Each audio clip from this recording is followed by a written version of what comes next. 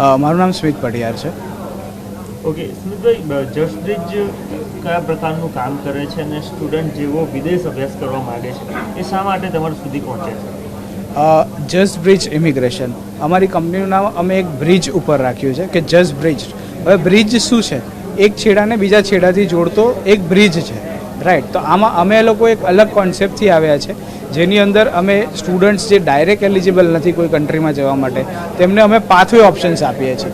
For example, તમારે અહીંથી USA જવું છે, કોઈ સ્ટુડન્ટને યુએસએ જવું છે પણ એની ફીસ હાઈ છે, એનો એલિજિબિલિટી ક્રાઇટેરિયા નથી, એના એકેડેમિક સ્કોર ઓછા છે, તો એ શું કરશે?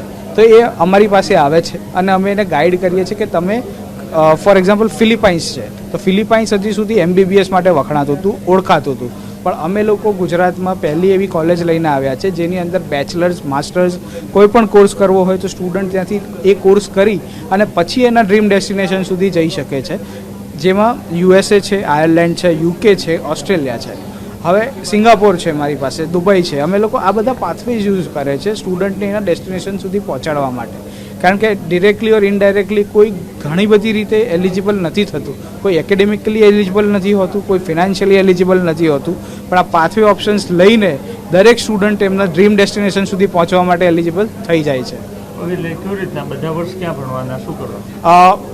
હું ફિલિપાઇન્સને એક્ઝામ્પલ તરીકે લઈશ કે કોઈ 1-2 વર્ષ તમે ફિલિપાઇન્સમાં ભણ્યા છો.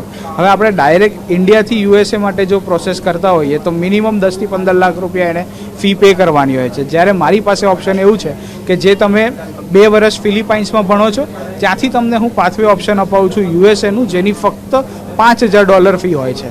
તો કોસ્ટ ફ્રેન્ડલી બી થઈ જાય છે, તમારા વિઝા બી 100% શ્યોર થઈ જાય છે, બિકોઝ એક કોલેજ તમારા માટે એ પ્રોસેસ કરી રહી છે. તો આ એક પાથવે ઓપ્શન છે જેનો દરેક જણાએ લાભ લેવો જોઈએ. ઓકે.